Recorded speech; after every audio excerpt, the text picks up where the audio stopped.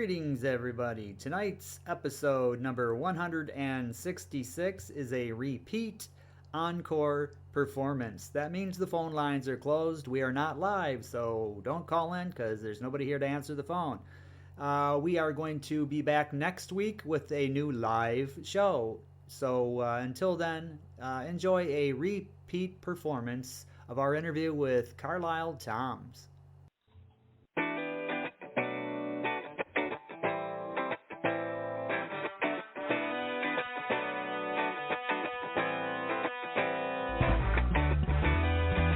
It's time for Voice of Indie. Your hosts today are Beem Weeks, author, producer, and marketing monster for independent multimedia publisher Fresh Ink Group, and Stephen Gies, author, producer, composer, and publisher for Fresh Ink Group.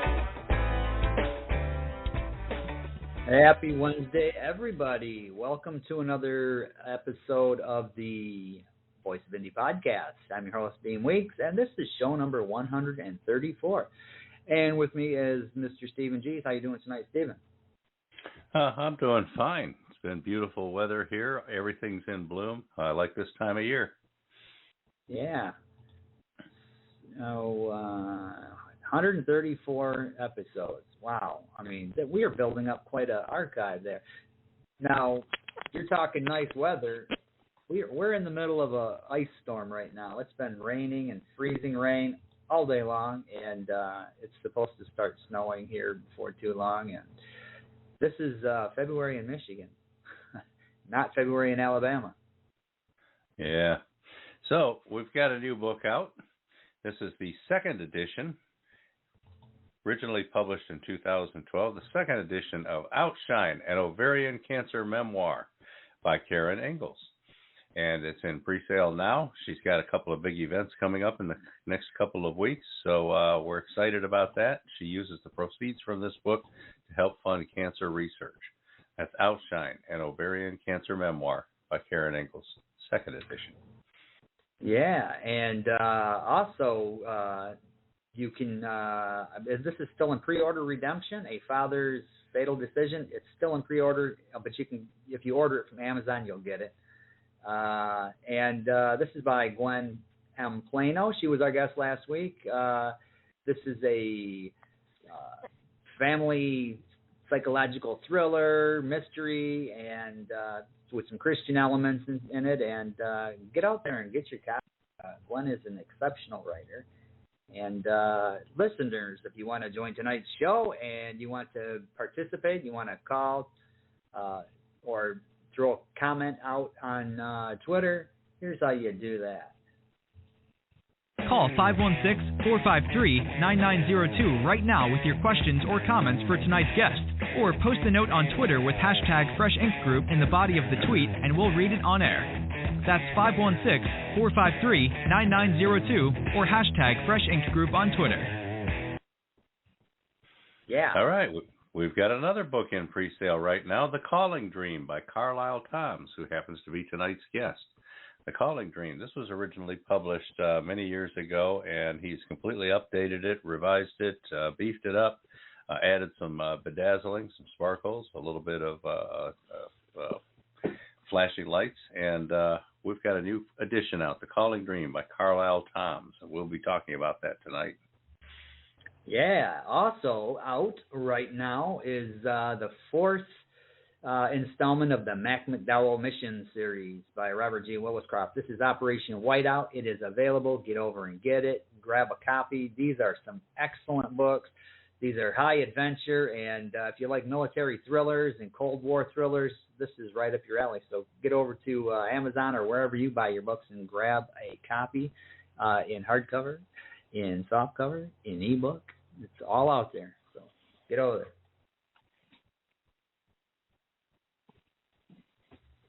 Steven? I just dropped my screen here, pulling it back up. All right, Food Truck Tennessee by A.K. Wingler. She was going to be our guest next week, but she's had to rearrange some stuff in her schedule, so we're going to put her off about a month or two. But How to Start and Run Your Own Food Truck Business in Tennessee by A.K. Wingler. is out there now and selling very well. Yeah, also out there, another how-to book is How to Teach Driving, the Parents Edition and the Instructors Edition by Lindquist. What's his first Kenneth name? Lindquist. Kenneth, I'm, for whatever reason, I'm thinking Harold, and it's like, I know it's not Harold. Kenneth Lindquist. Harold's his brother. Kenneth Lindquist, and he's also got a website, howtoteachdriving.com, I believe it is.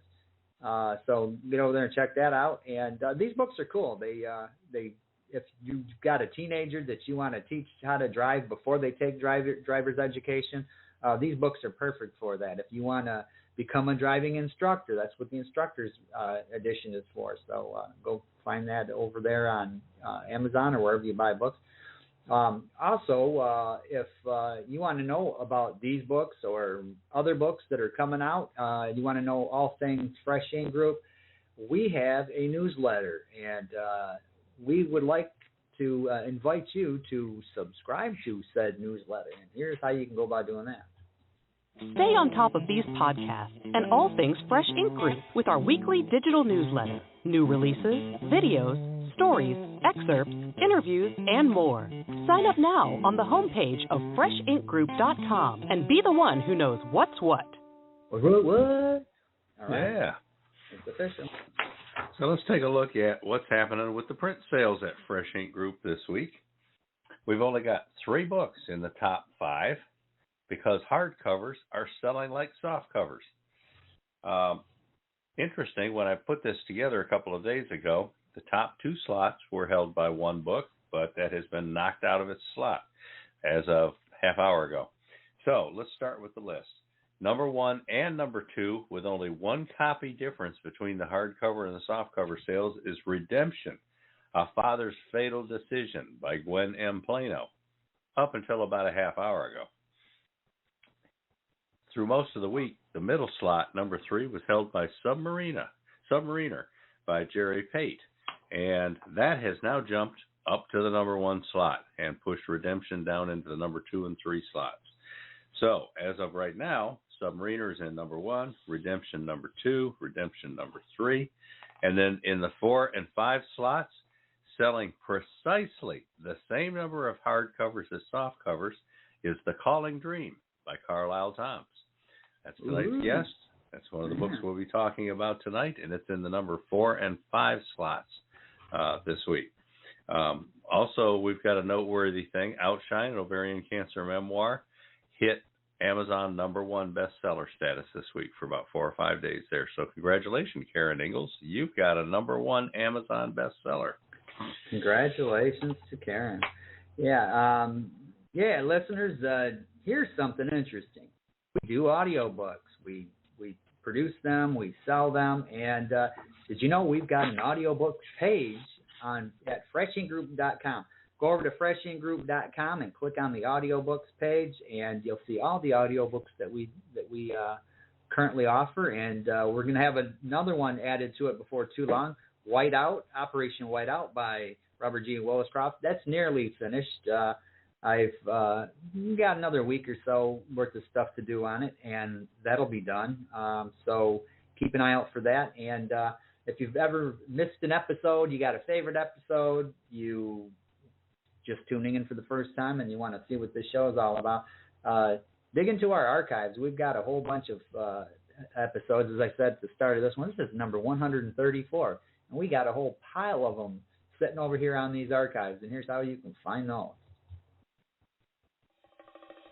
Find your favorite show in the Voice of Indie archives on YouTube at Fresh Ink Group, StephenGees.com, BeamWeeks.com, FreshInkGroup.com, and on Spotify.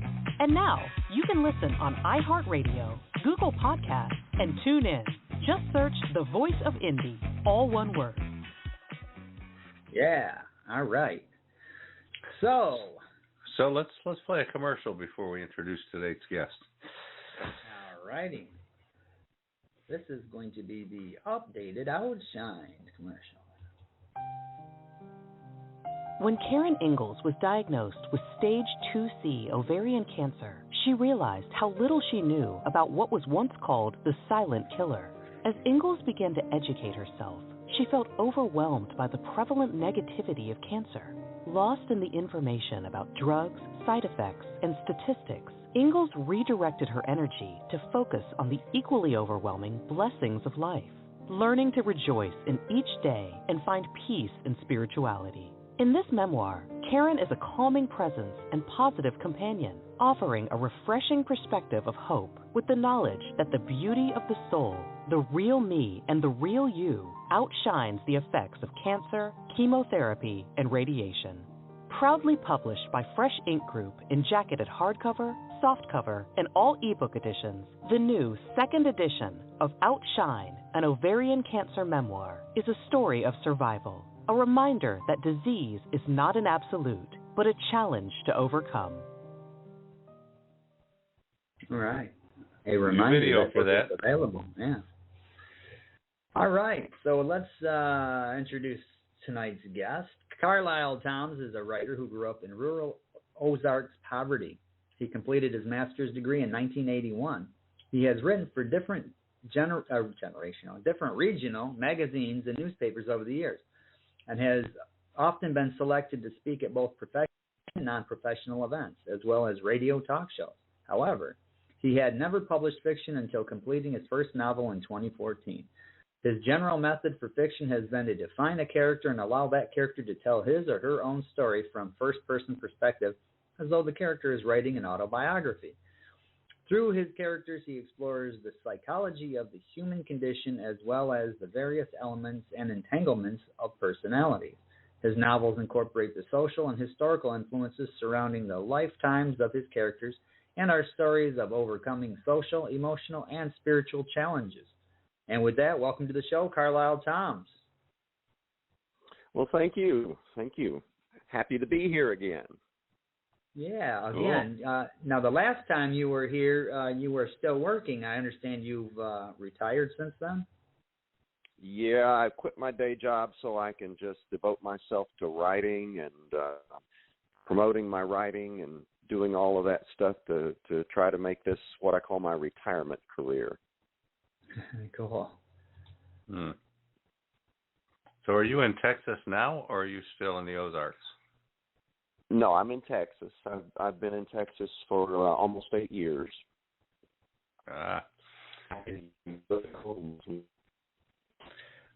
Well, you know what the weather's like where we are. What about where you are? It was 89 degrees today. Oh, okay. Come on now. Don't brag. Over on Twitter, Verwayne Greenhose saying it was a beautiful day here in the armpit of Florida. The wife is home and all is good here in our little home. And Joe Conjal says, hello, Voice of Indy enthusiasts. Looking forward to Karlyle Tomms tonight. Yes, we had a typo on the newsletter instead of Tom's. And Joe Mayer, 7 degrees and snowing in Denver. Boy, what a difference. 7 degrees. Wow. That's, we're doing this show and you got people from all over different parts of the country, and it's amazing how different the weather is. We've got ice and snow. They've got 7 degrees, and Karlyle's got 89. Mm-hmm. And down in Alabama, the flowers are blooming. Yeah, there's some blooming something or others down here. So, Karlyle, tell us a little bit about your childhood. Were you a writer back in the early days? Is that what, how you started enjoying reading and writing? I had actually been inspired by my father's book. It's a long story, but my dad was a prisoner of war in Japan in World War II. He was captured a few days after Pearl Harbor and Guam, and then spent the entire duration of World War II as a Japanese POW. And then he and a friend of his narrated their story to a fellow by the name of Stephen Merrick, and it was actually the first book that was ever published regarding Japanese POWs, published in 1954. Well, my mother died when I was 5 years old, And I had that book.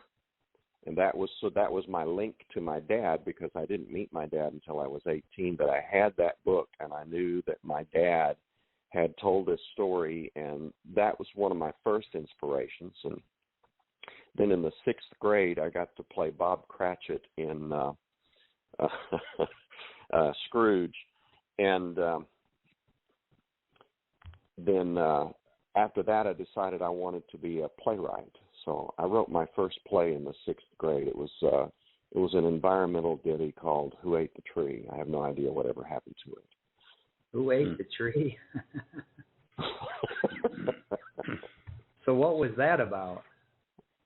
I can't remember exactly what it was about. I just remember writing it, and somewhere over the years it disappeared. I'm sure it was superb writing in the 6th grade. But that's kind of where I started, and then, I wrote poetry and short stories and that kind of thing all through high school, and then in college, I was the editor for the college literary magazine that was published once each semester with student submissions of poetry and short stories and that sort of thing. So I've been at it a long time. I just had never done a novel.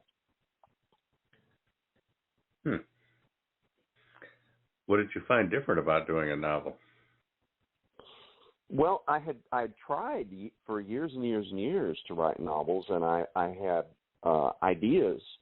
I still have some of those ideas that I had back in the 1990s, so that when I was living in Nashville, then I had ideas for novels at that time, but I was trying to write them in third person.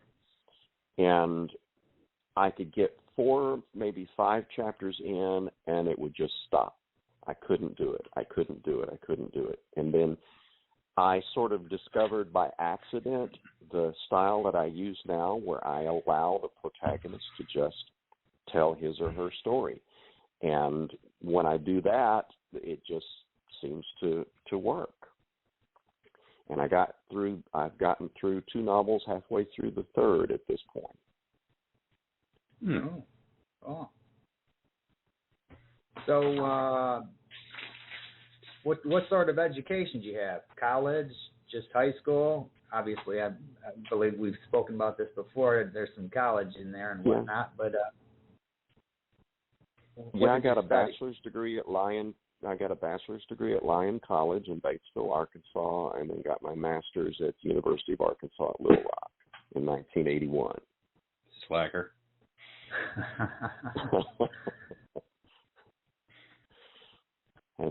And just finished a 43-year career with my master's degree. Stuck it out. What were you doing for 43 years? I was a mental health social worker. Where? Okay.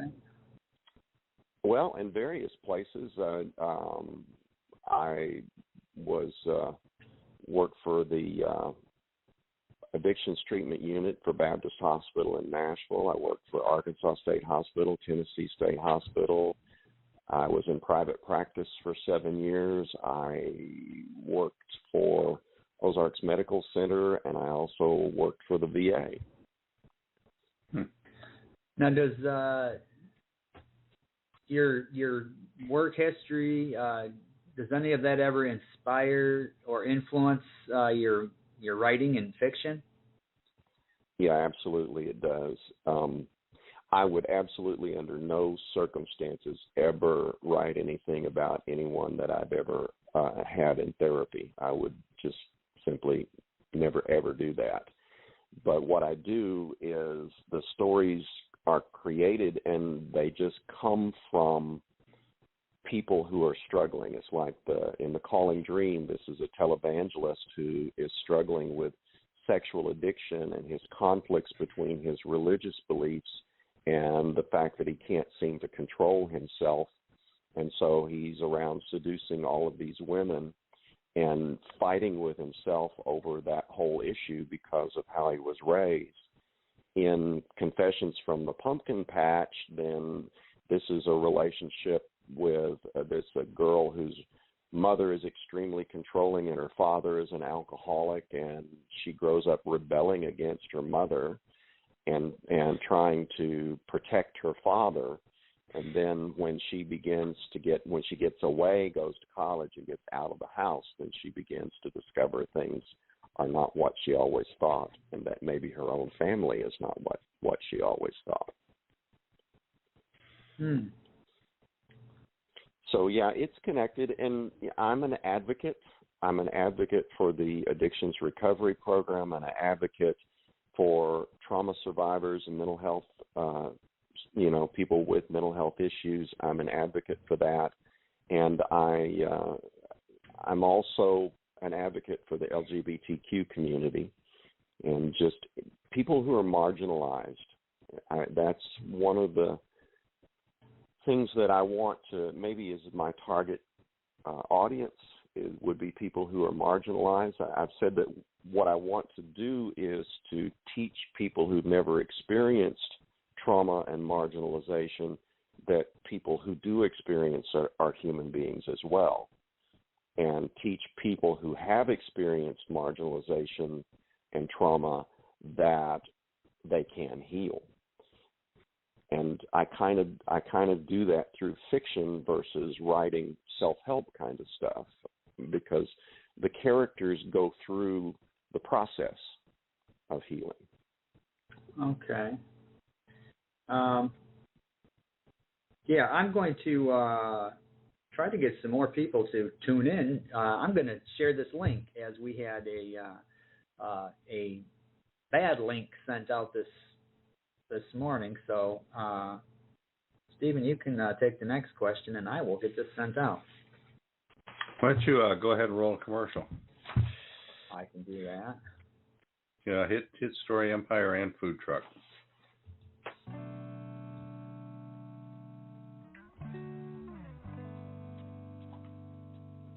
Hey, writers, readers, bloggers, poets, editors, journalists, book marketers, you need to check out the free resource at StoryEmpire.com. Yes, Story Empire is a dozen industry experts posting free how-to advice, tips, insider secrets, and more 3 times a week. Read the ones that fit you and share the rest with your writer friends. That's StoryEmpire.com. It's free, so subscribe now.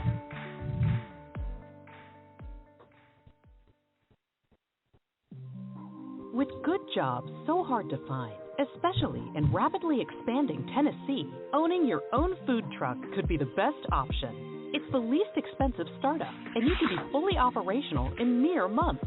The rules and regulations can be a bit complex, and no single source has offered all the answers. Until now. How to Start and Run Your Own Food Truck Business in Tennessee by food truck veteran A.K. Wingler is the step-by-step guide that takes you from good idea to great success. Sure, it's hard work, but exciting, mobile, flexible, and highly profitable. And you get to be your own boss and set your own hours. Proudly published by Fresh Ink Group, this book tells you how and where to make money in this exploding independent industry. Learn more at Wingler's website, yourfoodtruckhowto.com. Grab your copy in laminated hardcover, glossy softcover, or any of the major ebook formats at retailers worldwide. Even if you're just curious for now, this guide is the best way to discover why a food truck business is right for you. All right. Food trucks. They're a happening thing these days. We've got a caller. You want to take a caller? No, actually, we've got some Twitter stuff here. We'll do the Twitter thing first.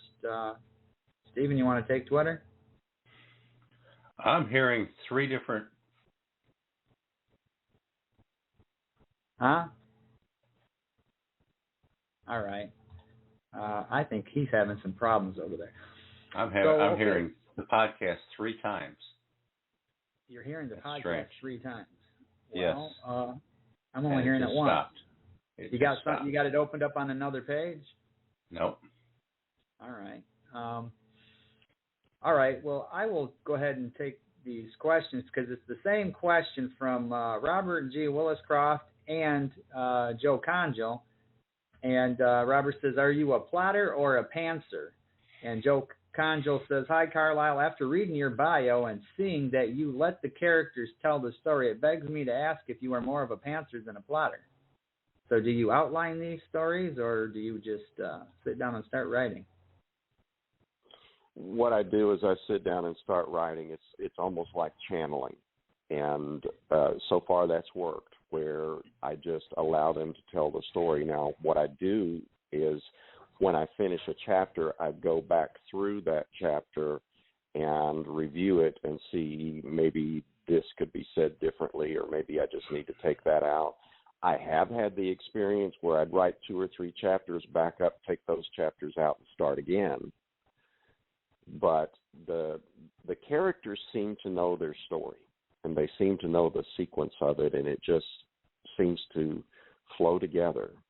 So I don't outline, but I'll have a story in my head for years. I've got stories in my head that is probably going to take me 2 or 3 years before I can actually get them into text. Yeah, there's the Rob and Joan Carter, their podcast on before this one, and they had a guest on tonight that was talking about a pantser sits down and starts just writing the story and getting rid of the first 3 chapters, and then starting from there. And it seemed to work for her because I guess she got her book published after that. So lots to be said for that, I guess, in some ways. You guys want to take this phone call? You go for it. All right. Hello, caller. Welcome to the show. You are on the air. What's your name and where are you calling from? Hi, I'm Claire from Savannah. Hi, Claire. Welcome to the show. Thank you. It's nice to be here. Do you have a question or a comment for Karlyle? Oh, yeah. I was wondering how growing up in the South influenced the character and quality of your writing.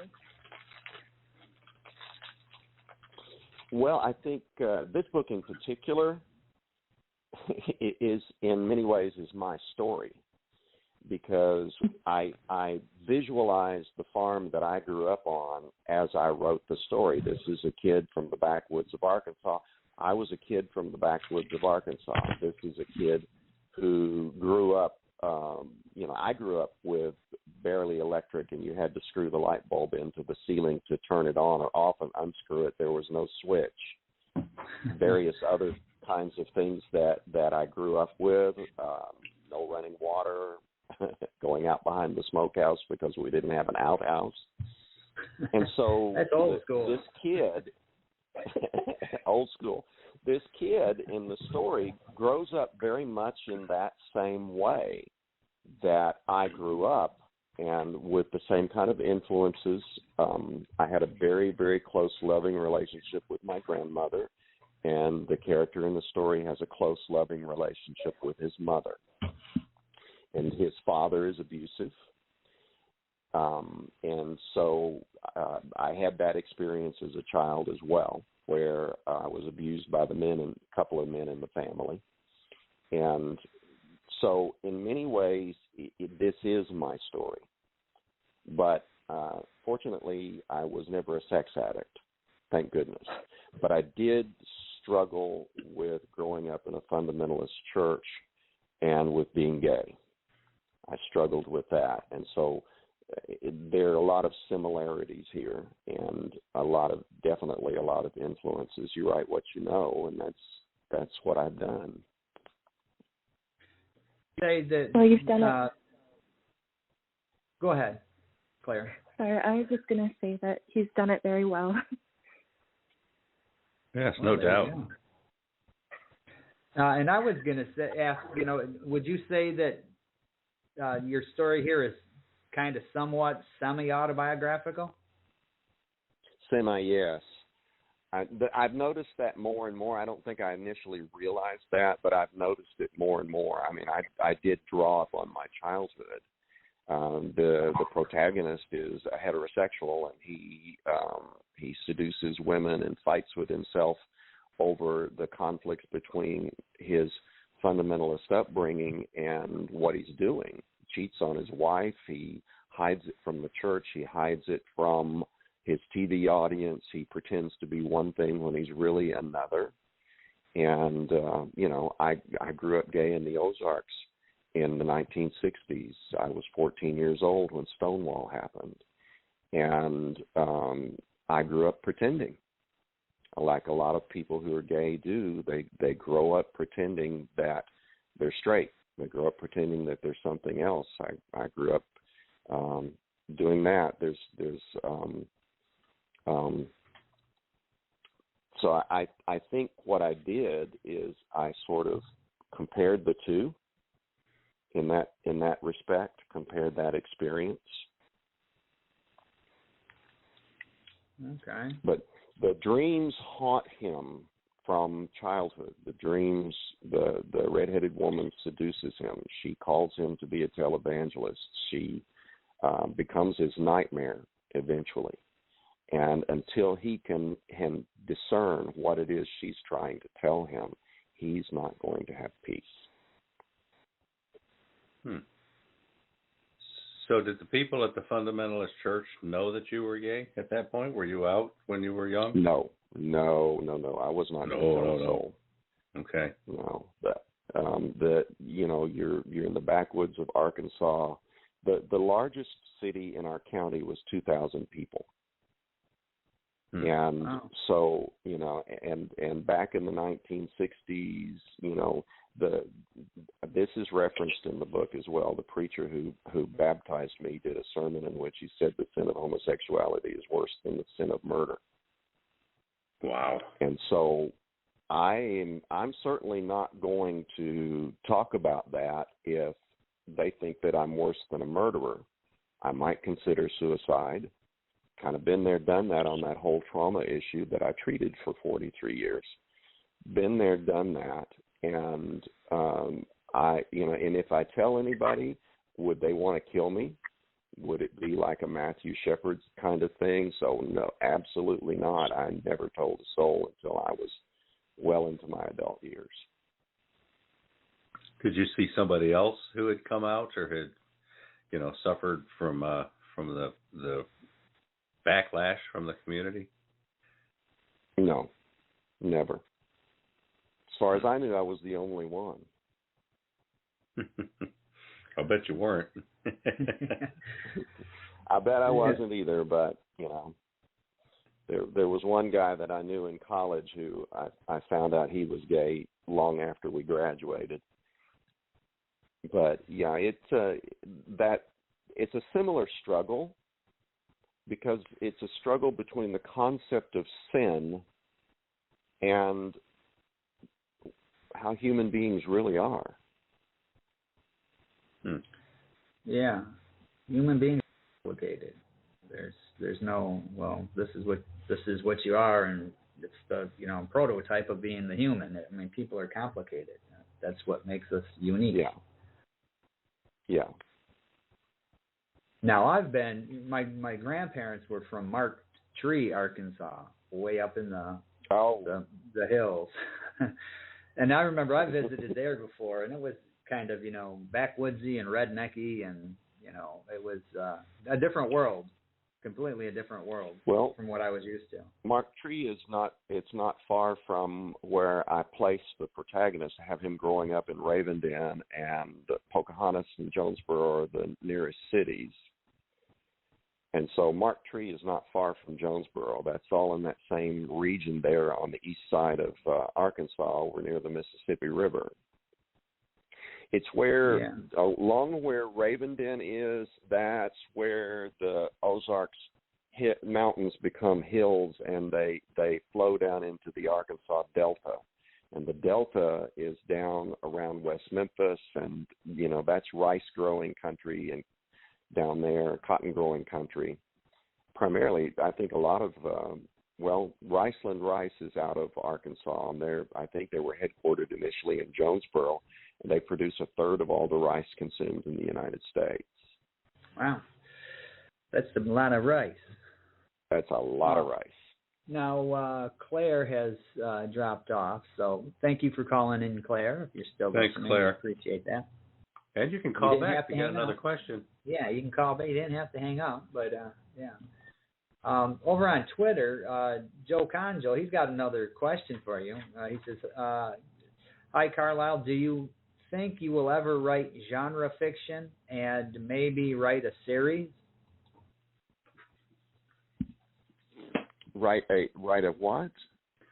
Write a series, like Harry Potter is a series, a series of books that cover the same story or same characters but in different stories.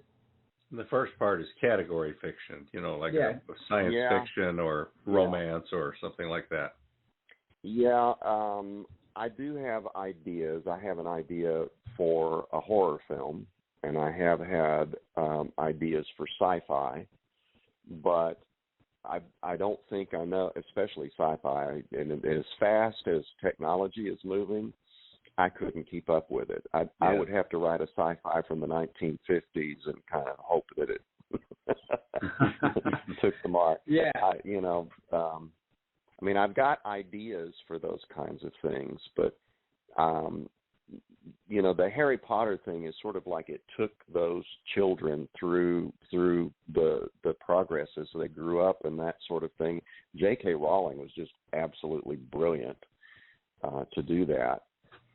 What I do is that each one of my novels introduces a character that will become a protagonist of one of the other novels. Oh, that's interesting. So it's not the same characters, and each novel stands on its own, but each novel will introduce a character that will be a protagonist of one of the other novels. That cuts down on having to lurk around street corners trying to hustle up some bootleg character purchases.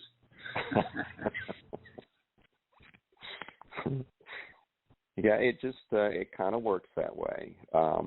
Actually, the character Ronald Dennison, the pastor in this book, was introduced in the Confessions from the Pumpkin Patch because Lavella, who was the protagonist of that story, had a tryst with him, and that tryst that she had with him, I initially called it the soul encounters, because it would be an encounter with someone that would change their lives.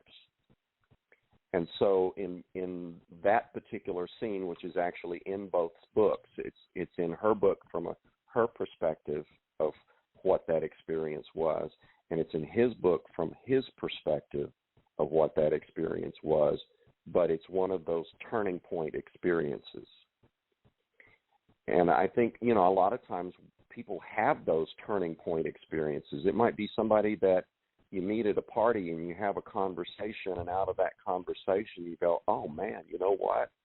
And it gives you an awareness that maybe you didn't have before. Or it could be something more complex. It could be a relationship that lasts for a brief time, for a few weeks or that kind of thing. And after that relationship, you're not the same. So that's kind of the idea behind this, is that these characters who are introduced to be protagonists of another novel are then life-changing for both the people who have that encounter with one another. Yeah. Okay. Science fiction, one of the big turning points in science fiction 40, 50 years ago was the social aspects of it. Not just what is technology and how is that going to change how we live, but how are all the social aspects changing too? Acceptance of homosexuality or alternate relationship styles and things like that. And some writers like Robert A. Heinlein really, really thoroughly explored that kind of stuff. And if you want to write about that kind of stuff, you're certainly on the nexus. In your lifetime, you've gone from, being found out would have been a horrible thing. Like when I was 12 years old, a guy I knew at school got outed and went home and hanged himself because he couldn't find a way to live with being a 12-year-old who'd been outed. And, right.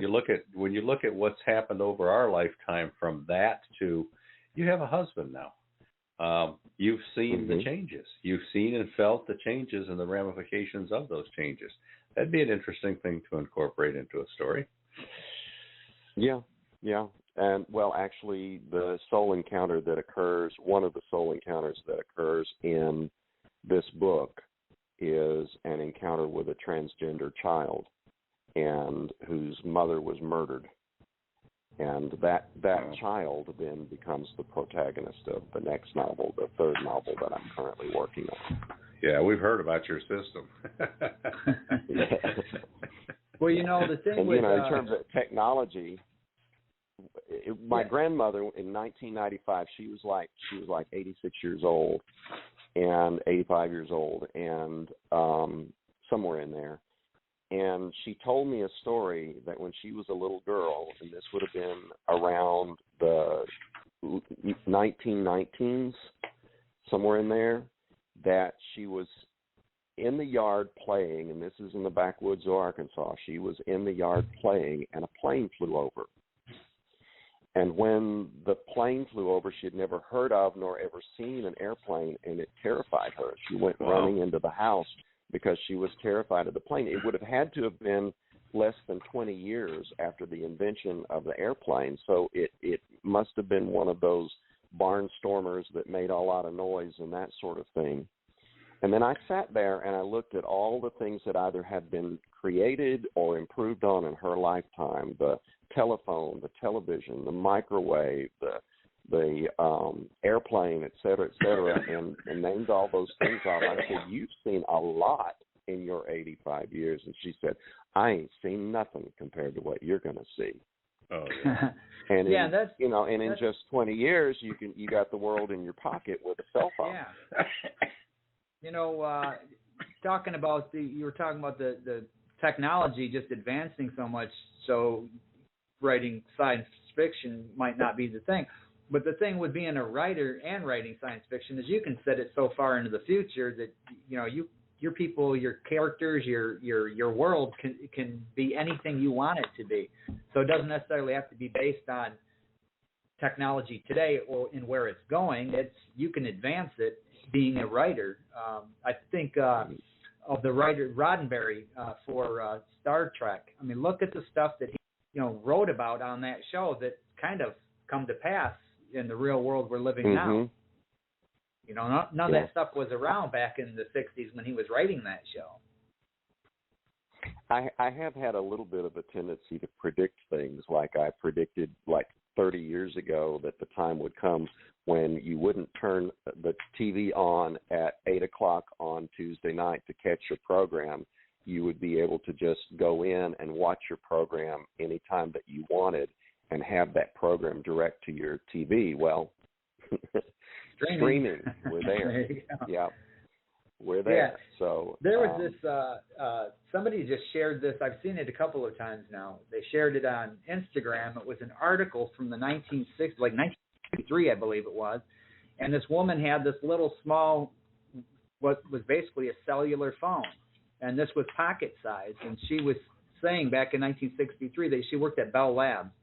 But this, was a prototype. She said, in the future, this is what people are going to have. It's going to be in their pockets, and they can take it with them wherever they go. And back then, people were like, yeah, okay, sure. But this is 1963, and, I mean, that's where we're at now. It's like the flying cars, see? It came to pass. Yeah, they fly over my house all the time. All the time. I just hate when they open the window and throw stuff out. I think we're a bit overdue for a commercial. We've got a long one queued up. Yeah. So speaking of series, this is the Mac McDowell series. So if it encourages you to write a series, Karlyle, just take a listen to this. Okay. Now, from Fresh Ink Group and best-selling author Robert G. Williscroft, the Mac McDowell Mission Series. With a security clearance above top secret, Saturation Dive Team Officer in Charge Mac McDowell leads his team into critical Cold War counter-Soviet missions. Watch Mac prove what brave men can achieve under real pressure, the kind that will steal your air and crush the life out of you. In Operation Ivy Bells, it's the summer of 1972 when Mac and his off-the-books deep-water espionage group are conducting a daring undersea wiretapping operation to gather Russian intel and avert World War. Join nuclear submariner Mac McDowell for extreme diving, a battle with giant squid, and more as he risks everything in the most dangerous operation yet. In Operation Icebreaker, Mac McDowell is leading his submarine team for a mission to lay SOSUS arrays under the Arctic ice when they clash with a highly automated Alpha-class Soviet submarine. Overwhelmed by mechanical problems, the Soviet crew abandons their sub near Point Barrow, Alaska. The skipper launches DSR V-1 Mystic so Mac and his crew can board the empty sub and gather intelligence. The arrival of an even more advanced Soviet sub leads to breathtaking underwater clashes, with the specter of war looming. Will Mac and his crew be sunk by the Soviets, or will they safely return to Alaska, where Mac's new love, Kate, anxiously waits? In Operation Arctic Sting, Mac McDowell and his team capture the abandoned Soviet sub. Piloting their prize through the ice pack to the U.S. East Coast, they must evade or confront other Soviet subs trying to recover the ship or sink it. Breathtaking deep-sea clashes erupt, including hand-to-hand combat with Soviet Morskoy Spetsnaz divers under the ice. Too far from Toothus to escape, the Americans are accosted by a 5-ton orca. Will Mac's ship survive long enough to reach friendly waters, or will the men become just another meal for a deadly whale? In Operation Whiteout, Mac McDowell's Toothus tangles with Argentine subs in the South Atlantic, then confronts a Chi-Com sub off Thurston Island. Escorting a Taiwanese sub, Toothus is attacked by a Chinese Han-class sub and a North Korean AIP sub. Will Mac complete his mission, or will he meet his watery grave on the Pacific's abyssal plain? The McDowell Mission series by Robert G. Willis-Croft is available worldwide in jacketed hardcovers, paperbacks, ebooks from Kindle to Nook and Kobo and more, plus exclusive audiobook editions with music and sound effect. The Mac McDowell Mission series is proudly published by Fresh Ink Group. Take a breath and dive in for thrilling submarine adventures in every Mac McDowell mission. Boy, we had 2 or 3 more books to that commercial, and we can just release the commercial as an audiobook. Or a full-length movie. Yeah. Right. So sounds like a over Netflix here on series. Twitter, Robert G. Willis-Croft, speaking of Robert G. Willis-Croft and Mac McDowell, he's got a question for you. He wants to know, are you still evangelically religious? No. What I can say about that, there were, when I was a kid, there was a line in the Bible that said, "Narrow is the way, and few there be that enter therein."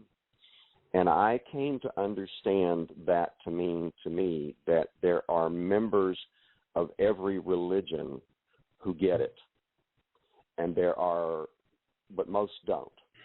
My grandmother and my Aunt Estelle were 2 people who got it.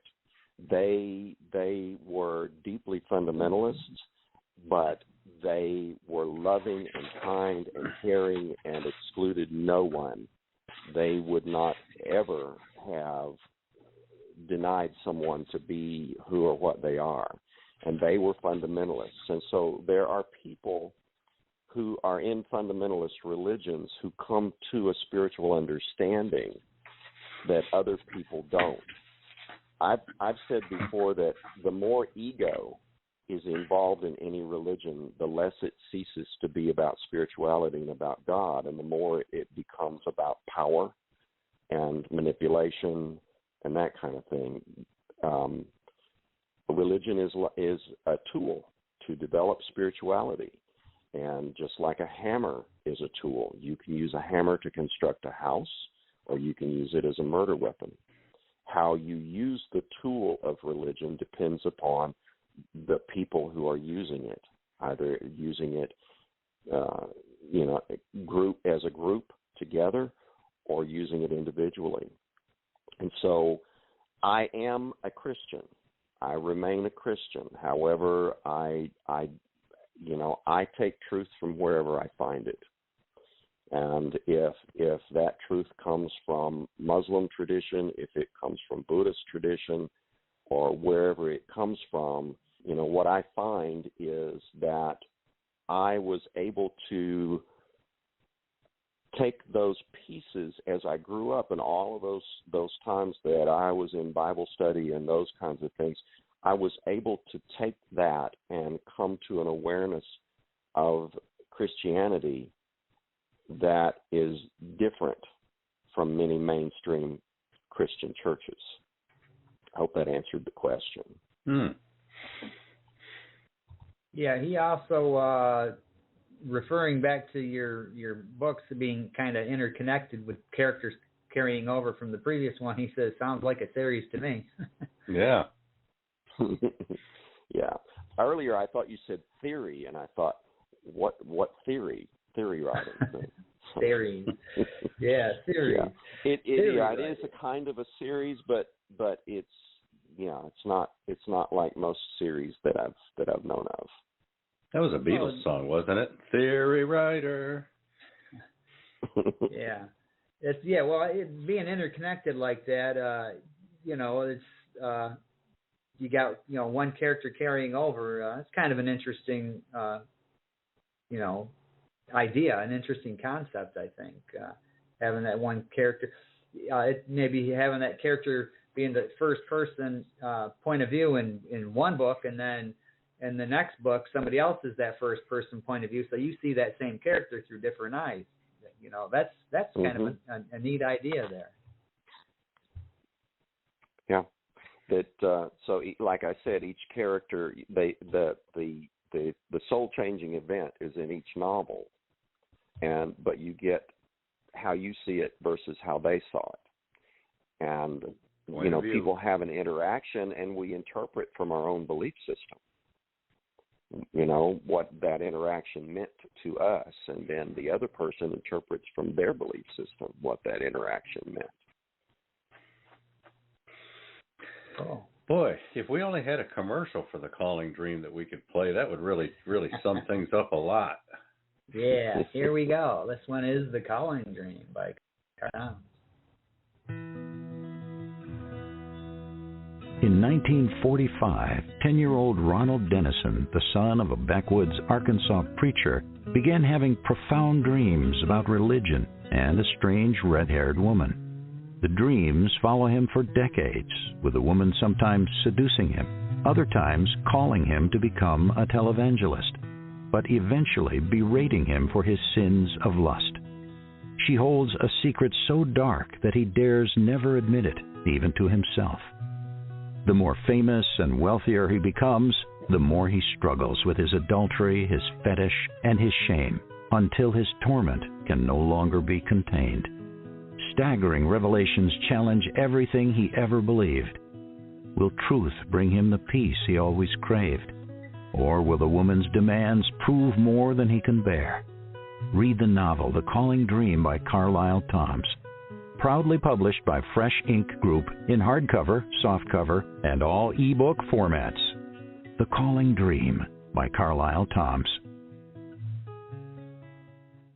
Available now. Go get a copy. All right. Boy, I'm looking over on YouTube. It's in the Fresh Ink Group channel. It's in Karlyle Tomms' channel, and of course he's got a subtitle edition out here as well too. So get out there and check all of these versions, people, over on YouTube. And when you get to the Fresh Ink Group channel, make sure you subscribe too. Yeah. Well, I'll go over there and look at the numbers, because we were still same number. Come on, people. We need 3 more subscribers to hit a milestone. Let's get that done. So, Karlyle, you've talked about your I guess you're well into writing the next novel. What can we expect from that, and when can we expect to see that? I don't know in terms of that one. What I'm doing right now is revising the first novel, and then that one will be published next. Okay. But I'm revising that and getting that prepared, and then there is sort of my own autobiography that's told in poetry and prose, and I'm revising that. But the third novel, the transgender child, is the protagonist of that. And what happens is that Ronald Dennison is asked, this kid watches your show on TV, and this kid thinks that he's a girl, and can you convince him that he's not really a girl and get him to straighten up? And so the preacher goes to try to get him straightened up, and this kid, who was raised in the slums of Pruitt-Igoe in the 1970s, and it's around 71 when he's 10 years old, around 1971, 11 years old. And at 10 years old, walked in to find his mother stabbed to death. His mother was a heroin addict in the slums of Pruitt-Igoe. Actually, her mother was a heroin addict. And so goes by Stephen, becomes Stephanie. And this is Stephanie's story of finding her mother stabbed to death, of being placed in foster care, being removed from the only person that she knew who had her back, who really cared about her and took care of her, which was an old woman who lived up the hall. And so Stephanie then, this becomes her journey. That whole process of maturing, actually, she will mature around the time of the onset of the AIDS crisis in the 1980s. All right. Now, what's your writing process like? Do you set aside a certain time during the day where you go in and write? Do you write when it hits? Do you have a secret place that you go and a special place that you go to write? How does this come about? I wish I had a secret place, a special place to go and write, but I don't have that at this point. I share my office with the cats in the cat room where we keep the litter boxes, and it's just up the hall from the living room where my husband watches TV and likes to listen to music, and sometimes I put earplugs in so that I can tune other things out and concentrate on the writing.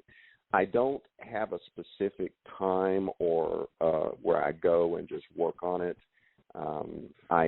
So far it has been, and part of this is due to having, worked 40-hour-a-week job and very often working overtime, that I would just get to it when I could get to it.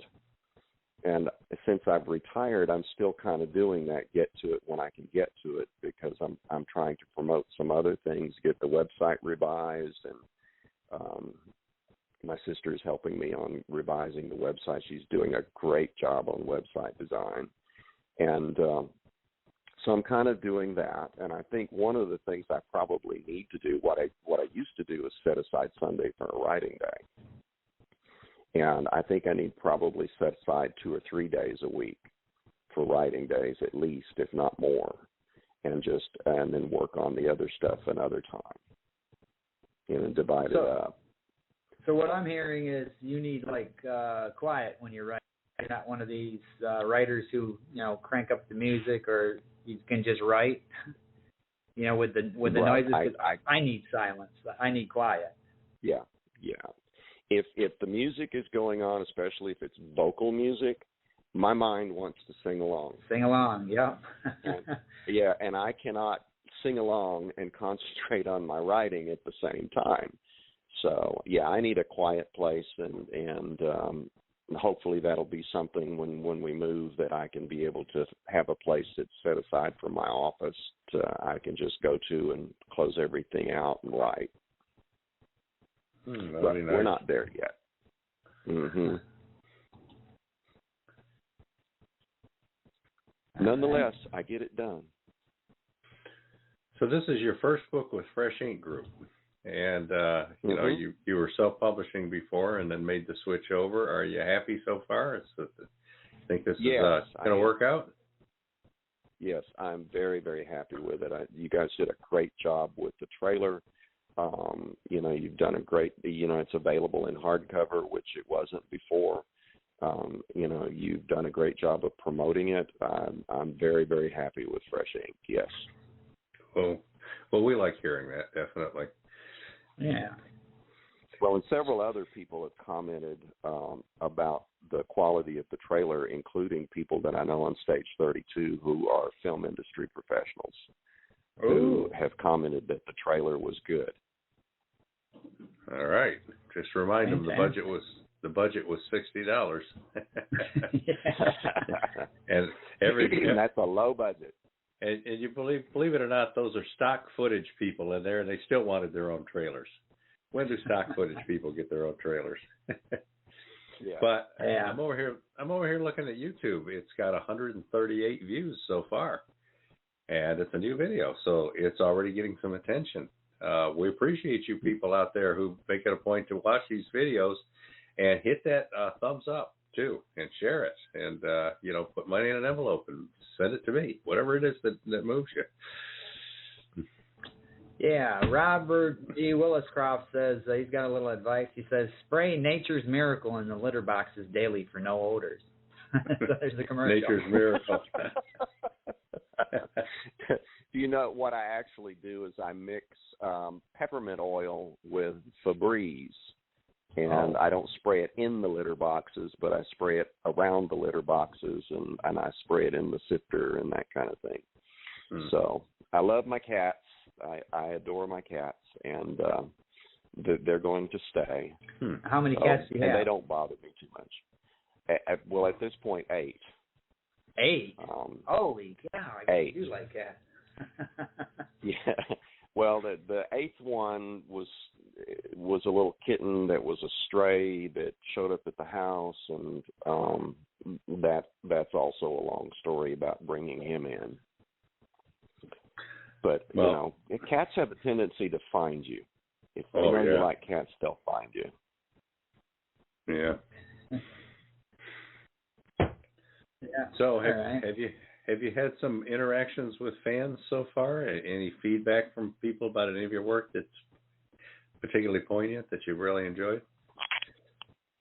Well, yeah, I mean, there have been, even on the previous edition of it, which this is a much better edition, there were people who made some good comments on Amazon, and so various different people who've done that, and then there are people, like I said, who commented that the one person commented on the trailer that it was intriguing. Yeah, so, I saw that there comment. is some positive energy. Yeah. Cool. Yeah. I think that was Verwain, I'm thinking. Verwain Greenhow, he's one of our regular listeners. I saw his comment saying that he, just looking at the trailer, he became intrigued about the book. So, hey, that's the trailer that does its job. Yeah. Mm-hmm. So, Karlyle, what sort of advice would you give to young up-and-coming authors? What would you tell them about the writing business? Oh, my God.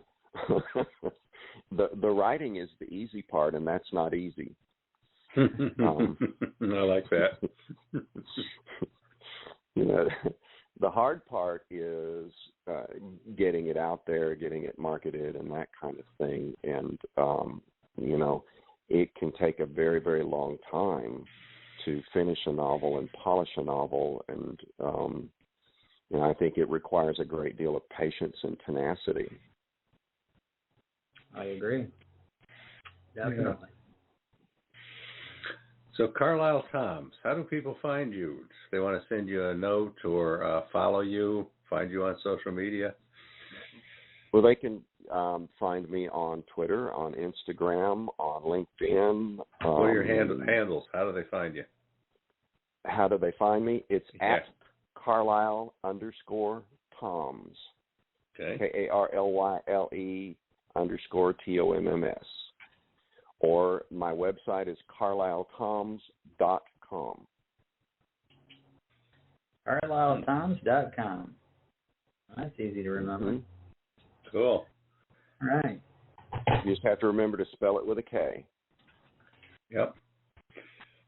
Well, it's been great having you on the show, Karlyle. We've had you on once before, and we look forward to having you again, especially when your next book is ready to go. But we wish you the best of luck with The Calling Dream. So far, the feedback and reaction has been excellent, and we're looking forward to this being a hit. Yeah. Yep. Fantastic. Me too. All right. So we got some shows coming up, Beem. Yes, we do. Yeah, I don't even have them all written down on the sheet here because we did some last-minute shuffling here. Yeah. But I know we've got Cheryl Carpinello, who's a member of the Colorado Authors League. Well, next week we've got Joan Hall, one of our Story Empire authors. She's going to next week was supposed to be Andrea A.K. Wingler, and I believe, what was it, like a knee surgery or something she had? She wasn't able to do it. But Joan Hall, she's going to be a return visit. She's got a brand new book coming out, so out. Menagerie. So tune in for that. And then the week following that, we've got Karen Ingalls coming in, and her book Outshined is out right now, the second edition, so get over there and grab a hold of it. And the week after that, we have one of our fan favorites, Verwayne Greenholm. He's coming in, and he's talking about the Vela experience and the AI chat stuff where you can use AI for writing stories, and he's got some interesting things to talk about. And then after that, we've got an open week, so we're going to be looking to fill that one. But then we have Cheryl Carpinello, as Stephen just mentioned, so tune in for that. That's the 29th of March. Jody's right after her. And Jody Bowersox is right after that. And that's the first week of April, and we will be having plenty more guests added to the schedule in the coming weeks, so keep your ears open for that. And if you're not subscribed to our newsletter, get over there to freshinkgroup.com and subscribe to that newsletter, because you'll get all of this stuff in advance, and you know who's doing what and where and how they're doing it and why you should be doing it too. All right, so we've got another commercial to play on the way out. Thanks again to everybody for tuning in. Thanks to our caller. Thanks for participating on Twitter, and especially thanks to Karlyle Tomms for stopping by, bringing the snacks, and having a nice chat with us. Yes, thank you, Karlyle. And all right, thank you very much. Yes, we'll see everybody next week. See ya. Bye. Hi, I'm Mary Margaret Fanson. My grandmother, Big Mama, calls me Sassy. I've been a member of the African Methodist Episcopal Church all my life. I never knew why everyone was so proud to be AME. Then I met Gerald in Children's Church. He thinks he knows everything about being AME. I have to learn a lot more just to show him. B.A. Johnson has been writing a series of books about me, my brother, and my friends, with lots of colorful drawings. We also explore bullying, friendship, inclusion, death, grief, forgiveness, and more. Sassy discovers the AME Church is about me learning about our church and something terrible that happened in Charleston. The second book, Sassy uncovers Peter Allen's secret, is about discovering the story of our church's founder's family, and one hero in particular.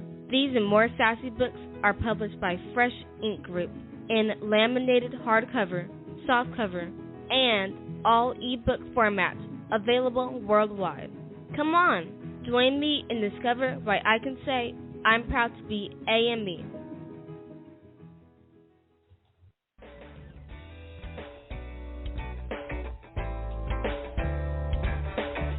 You've been a part of Voice of Indy, a production of Fresh Ink Group. Spread the word, support our guests, then find us at freshinkgroup.com and be sure to hashtag Fresh Ink Group.